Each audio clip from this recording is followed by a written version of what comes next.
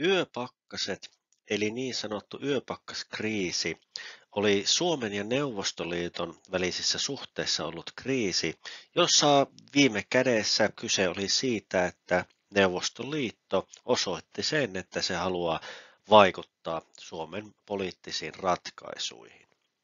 Tämä kriisi tapahtui vuosina 1958–1959.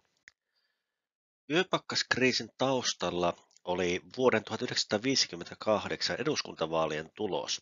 Siellä Suomen kansan demokraattinen liitto eli SKDL sai vaalivoiton ja siitä tuli eduskunnan suurin puolue ja se sai kaiken kaikkiaan 50 edustajaa. SKDL oli tällainen vasemmistolaisten koalitio sieltä maltillisista demokraattisista sosialisteista kommunisteihin oleva porukka, joka oli puolueena yksi näistä Suomen neuvostomyönteistä puolueista. Toinen tällainen oli luonnollisestikin SKP, eli Suomen kommunistinen puolue, jonka toiminta oli pitänyt sallia toisen maailmansodan jälkeen. Vaalivoitosta huolimatta SKDL ei otettu mukaan hallituksen muodostamiseen, vaan hallituksen ytimeksi tuli sosiaalidemokraattinen puolue ja siihen kuului, tai ministereihin kuului, tällaisia niin sanottuja aseveliisiiven edustajia, eli näitä sodassa kunnostautuneita SDP-henkilöitä. Tämä ärsytti Neuvostoliittoa ja taustalla oli osaltaan se, että SDP oli historiallisesti vastustanut tällaista radikaalia vasemmistoa. SDP hän oli osaltaan ollut siinä pelastamassa Suomea niin sanotusti vaaravuosilta ja niin edelleen. Ja tämä suututti Moskovaa. Kaiken lisäksi SDPn puheenjohtaja Väinö Tanner oli yksi näistä poliitikoista, jota Moskova piti niin sanotusti sotasyyllisinä. Kivenä kengessä oli myös se, että vuonna 1958 oli vietetty Suomen kommunistisen puolueen 40-vuotisjuhlaa ja Neuvostoliiton lähettämässä delegaatiossa olisi ollut mukana Otto Wille Kuusinen, mutta Otto Wille Kuusinen ei saanut viisumia. Suomen näkökulmasta hän oli maanpetturi, hän oli tämän Terijoen hallituksen johtaja aikanansa ollut, mikä perustettiin silloin, kun Suomeen Neuvostoliitto oli hyökännyt talvisodan yhteydessä. Suomi ei taipunut siihen, että tällainen maanpetturiksi katsottava henkilö olisi voinut osallistua SKP-juhlaan ja ei päästänyt tätä maahan ja tämä suututti Moskovaa. Huomioarvoissa on myöskin se, että hiukan aiemmin, siis 1956 presidentiksi valittu Urho Kaleva Kekkonen, niin hän piti tätä hallituksen muodostamista huonona ideana tältä pohjalta. Pitkin hampaa hän nimitti hallituksen, jonka pääministeriksi Fagerholm tuli. Neuvostoliittoa ei tämä Suomen uuden hallituksen muodostaminen miellyttänyt. Se keskeytti koko joukon neuvotteluita, jotka olivat kesken. Esimerkiksi Suomella oli neuvottelut käynnissä Saimaan kanavan käyttöoikeudesta ja koko joukko muita tällaisia avoimia kysymyksiä. Nämä neuvottelut jäädytettiin. Lokakuun alussa Neuvostoliitto tosiasiallisesti veti suurlähettilänsä pois Suomesta. Virallinen selitys oli, että suurlähettiläs lähti lomamatkalle, mutta tuolla lomamatkalla hän päätyi sitten uusiin tehtäviin ja ketään ei nimitetty tilalle. Diplomaattisessa mielessä voitaisiin sanoa, että korkeimman tason suhteet tässä nyt katkaistiin, tekemättä kuitenkaan sitä virallisesti. Maalaisliitto piti tätä tilannetta kestämättömänä ja samoin presidentti Kekkonen.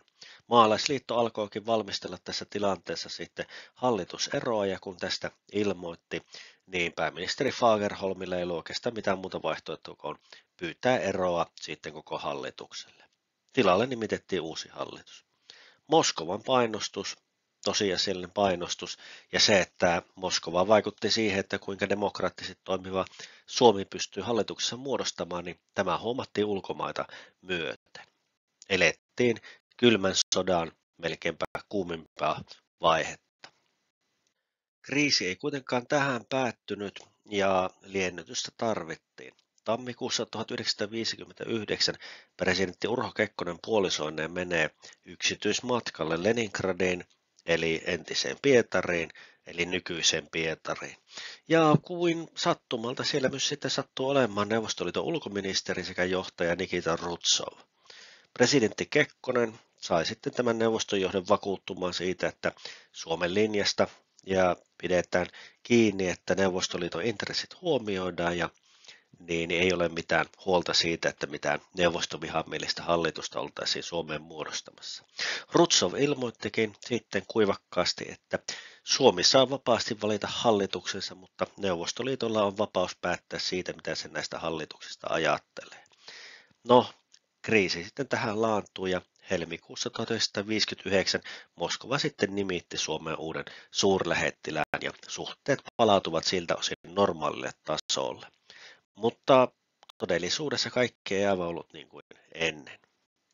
Kun yöpakkasten vaikutusta arvioidaan, niin voidaan todeta, että tämä olisi nimenomaan se hetki, jolloin presidentti Urho Kaleva Kekkosesta tuli tosiasiallisesti Suomen ulkopoliittisen linjan takaaja, ja tätä kun hän sitten toteutti, niin myöskin Neuvostoliitossa tämä huomioitiin. Käytännössä seuraavien 20 vuoden ajan Kekkonen piti huolen siitä, ettei yhtäkään hallitusta tai ministeriä nimitetty ilman hänen suostumustaan, ja kaikissa tällaisissa linjauksissa sitten painoi taustalla vaakakupissa aina se, että mitä Neuvostoliitto ajattelee, mitä Neuvostoliitto voisi ajatella. Fagerholm kirjoitti tästä tapahtuneesta seuraavin sanoin. En halua kieltää, että häpeisin isänmaan joutumista sellaiseen tilanteeseen, etteivät Suomen kansa ja eduskunta itse saaneet määrätä, millainen hallitus maalla tulisi olla. Se tuntui jollakin tavoin alentavalta. Hallituksella oli kaikki edellytykset hoitaa maan asiat kuntoon. Yhteistyö hallituksen sisällä oli erinomainen. Kaikki ministerit halusivat tehdä parhaansa, mutta niin ei saanut tapahtua. Hallitus ei saanut tulla suosituksi. Toisin sanoen, Neuvostoliitto osoitti sen, että epäsuorasti sillä oikeastaan oli veto-oikeus siihen, millainen hallitus Suomeen oikein syntyisi. Noottikriisi oli niin sanottua yöpakkaskriisiä seuraava kylmän sodan kriisi, mutta se oli monelta tavoin osin hyvin erilainen. Se kytkeytyi ensinnäkin kansainväliseen politiikkaan ja tässä olivat suomalaisetkin aktiivisempana mukana. Mistä siis oli kyse vuoden 1961 noottikriisissä? Noottikriisi tapahtui vuonna 1961. Seuraavana vuonna oli määrä toimeenpanna Suomessa presidentinvaalit.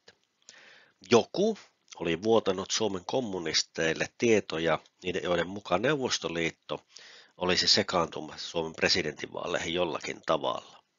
Olisi kehkeytymässä tilanne, jossa Kekkonen voisi esiintyä tai Kekkosen tulisi esiintyä tämän kriisin tai ongelman purkajana ja ratkaisijana.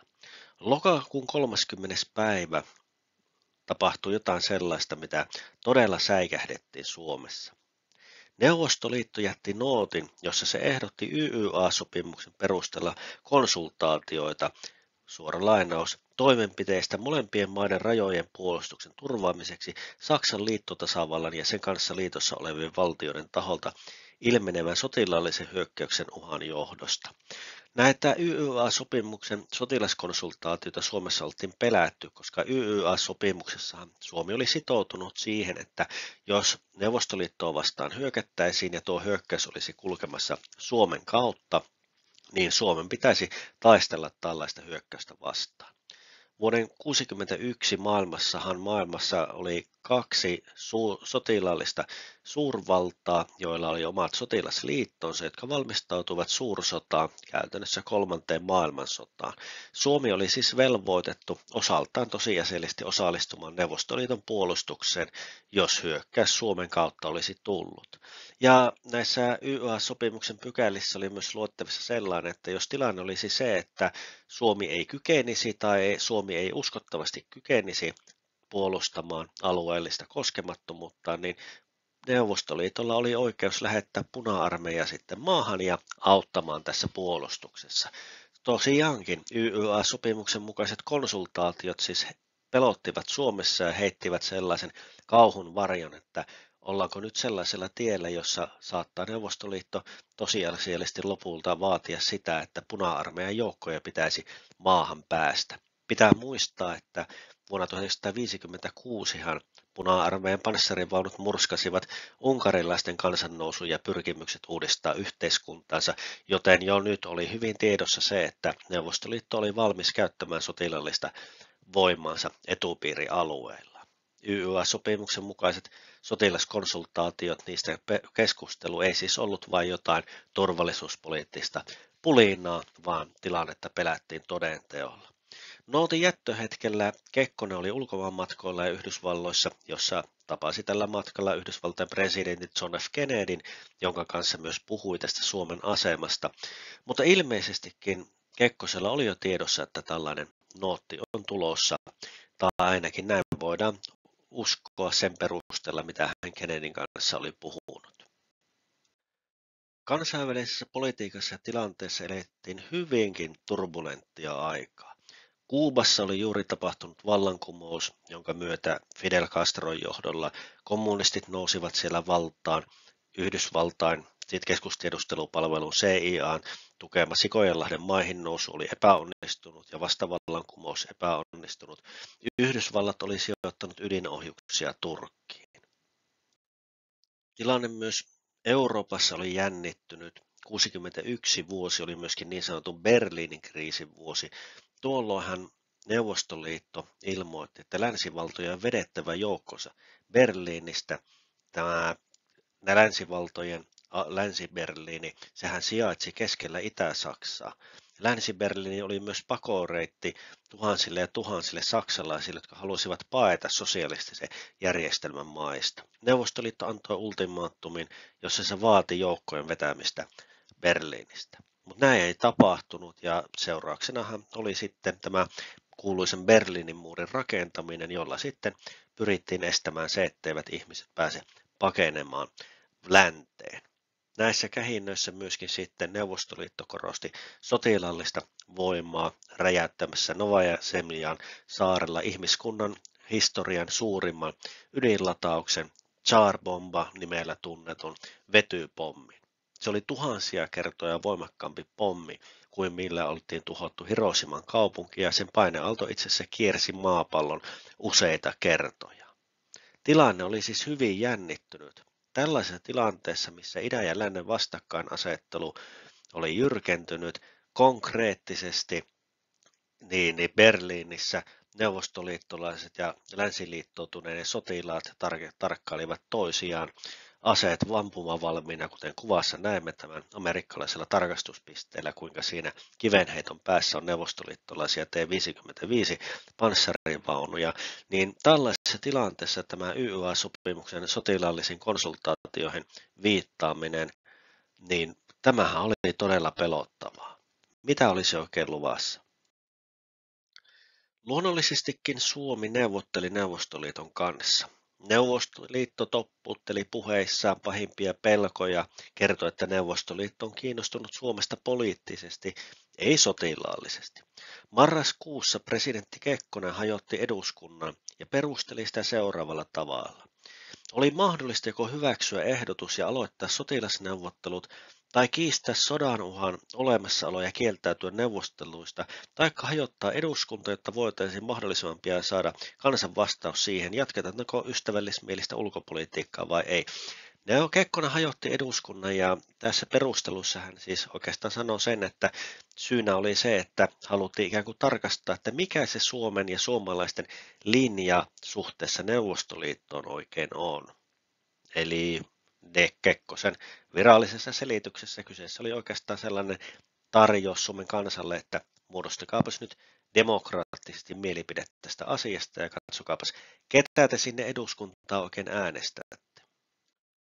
Hajotettuaan eduskunnan Kekkonen sitten matkusti Novosibirskiin, siperialaiseen kaupunkiin Neuvostoliitossa ja tapasi siellä Neuvostoliiton johtaja Nikita Hrustsovin.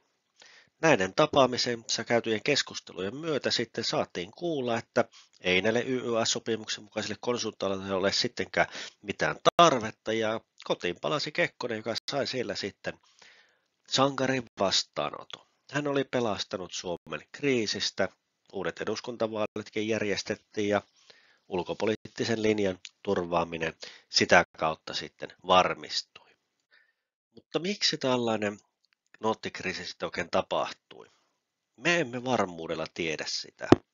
Mutta yksi selitys on se, että se olisi ollut tällainen Kekkosen tilaustyö, joka oli suunniteltu yhdessä Moskovan kanssa, jolloin Kekkonen voitiin kehystää tällaiseksi sankariksi, joka turvaisi Suomen aseman idän ja lännen välissä. Tai jos se tällainen ei ollut, niin kyllä se oli sitten siinä tapauksessa Moskovan tällainen vaikuttamisoperaatio, jolla pyrittiin varmistamaan Kekkosen pysyminen vallan kahvassa. Olivathan presidentinvaalit tulossa normaalijärjestyksen mukaan seuraavana vuonna, siis vuonna 1962. Eli joko Kekkonen junaili homman Moskovan kanssa tai kyseessä oli Moskovan operaatio, joka tarjosi sitten Kekkoselle tällaisen mahdollisuuden.